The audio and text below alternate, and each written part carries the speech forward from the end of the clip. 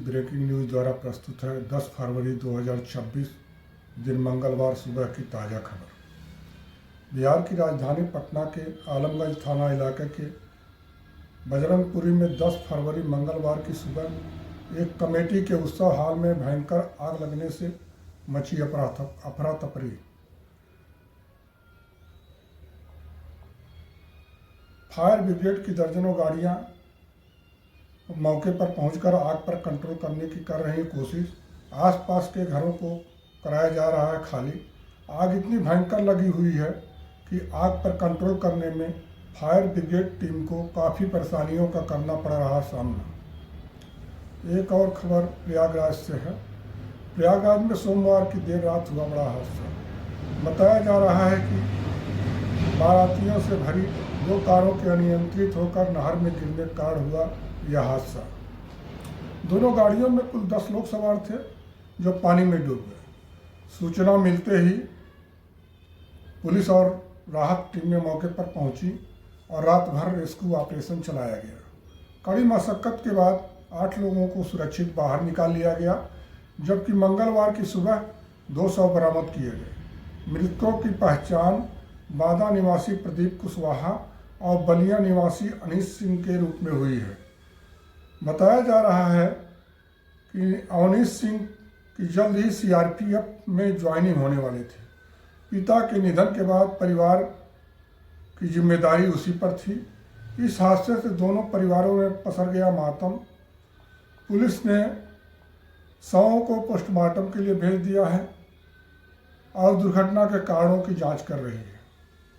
एक और खबर बिहार से है, जहां भ्रष्टाचार के खिलाफ जीरो टॉलरेंस की नीति के तहत निगरानी अन्वेषण ब्यूरो ने सोमवार को बड़ी सफलता हासिल की। ब्यूरो की टीम ने गया जिले के नगर प्रखंड के प्रखंड विकास पदाधिकारी राकेश कुमार को 50,000 रुपये रिश्वत लेते हुए रंगे हाथों कर लिया गिरफ्तार। यह कार्रवाई नगर प्रखंड कार्यालय स्थित प्रखंड प्रमुख के कक्ष में की गई। निगरानी ब्यूरो के अनुसार नगर प्रखंड की वर्तमान प्रखंड प्रमुख सुचिता रंजनी ने ब्यूरो में लिखित शिकायत दर्ज कराई थी। शिकायत में आरोप लगाया गया था कि उनके द्वारा कराए गए विकास कार्यों के पूर्ण होने के बाद लेबर मद में बकाया 3.5 लाख रुपए के भुगतान के बदले बीडीओ द्वारा रिश्वत की मांग की जा रही है। शिकायत का गोपनीय सत्यापन कराए जाने पर आरोप सही पाया गया, जिसके बाद पुलिस उपाधीक्षक सत्येंद्र राम के नेतृत्व में विशेष टीम का गठन किया गया।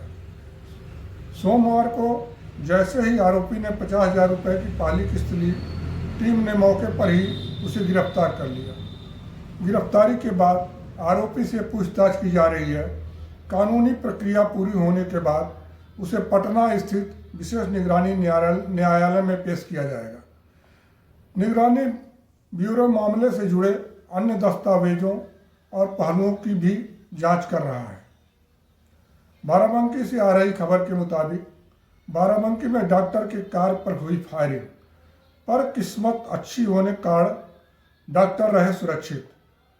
बताया जा रहा है कि बाराबंकी के फतेहपुर क्षेत्र में सोमवार की देर शाम एक डॉक्टर की चलती कार पर फायरिंग की घटना हुई। यह घटना अचानक से तब हुई जब डॉक्टर क्लिनिक से घर लौट रहे थे। तभी जंगल क्षेत्र में अचानक हुआ हमला। घटना के दौरान कार का शीशा टूट गया, लेकिन डॉक्टर गोविंद झंझरा सुरक्षित बच गए।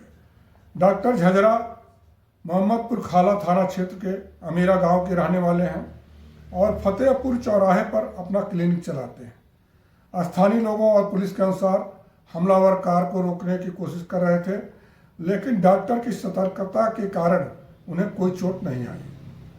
पुलिस ने मौके पर पहुंचकर मामले की जांच शुरू कर दी और आसपास के क्षेत्र में संदिग्धों की तलाश की जा रही है। अधिकारियों ने कहा कि जल्द ही हमलावरों की पहचान कर कार्रवाई की जाएगी। वहीं लखनऊ से आ रही खबर के मुताबिक लखनऊ के गोमती नगर में स्थित सहारा इंडिया को आवंटित 245 एकड़ जमीन पर नए विधानसभा भवन के निर्माण की प्रक्रिया हो गई शुरू। यह जमीन पहले नगर निगम और लखनऊ विकास प्राधिकरण की थी, जिसे बाद में सहारा को लीज पर दिया गया था।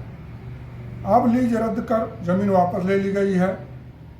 एलडीए ने इसके लिए एक कंसल्टेंसी कंपनी नियुक्त की है जो जमीन का तकनीकी सर्वे और फिजिबिलिटी स्टडी करेगी। कंसल्टेंसी कंपनी को 2 महीने के भीतर विस्तृत रिपोर्ट सौंपनी होगी जिसमें जमीन की सीमाएं, मौजूदा भौतिक स्थिति, वर्तमान उपयोग, निर्माण की संभावनाएं और चुनौतियों का आकलन शामिल होगा। यह रिपोर्ट एलडीए के जरिए शासन को भेजी जाएगी। रिपोर्ट के आधार पर यह तय होगा कि इस 245 एकड़ जमीन पर नया विधान भवन और सचिवालय परिसर किस रूप में विकसित किया जाएगा। अधिकारियों के अनुसार रिपोर्ट आने के बाद शासन स्तर पर अंतिम निर्णय लिया जाएगा। चलिए चलते हैं एक नज़र पाकिस्तान से आ रही खबर पर।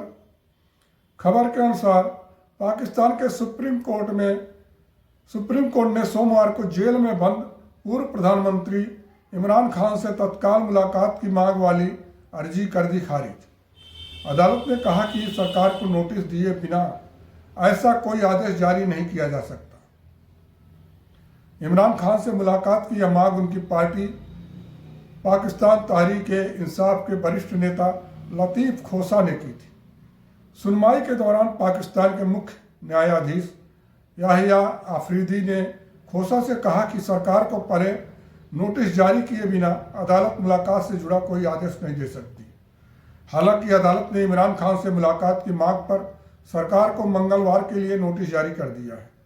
चलिए चलते हैं अरुणाचल प्रदेश की तरफ, जहां भूकंप से काफी धरती।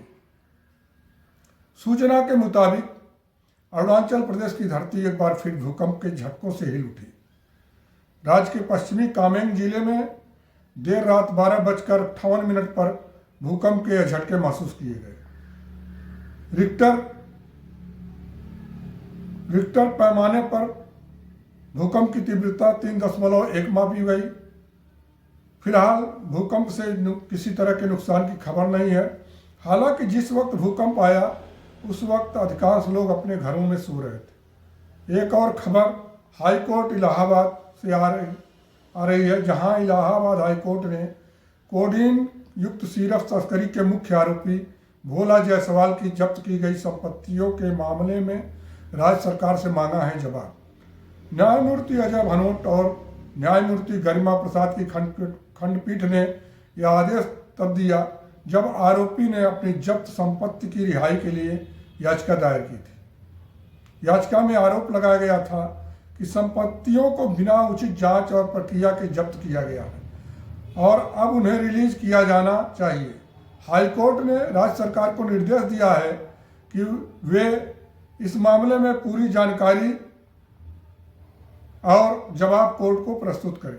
अदालत ने यह भी कहा है कि यह सुनिश्चित करना आवश्यक है कि संपत्ति जब्त करने कार्रवाई कानूनी ढांचे और नियमानुसार के अनुसार हुई हो। अब सरकार को निर्धारित समय में रिपोर्ट पेश करनी होगी, जिसके आधार पर कोर्ट आगे की निर्णय लेगी।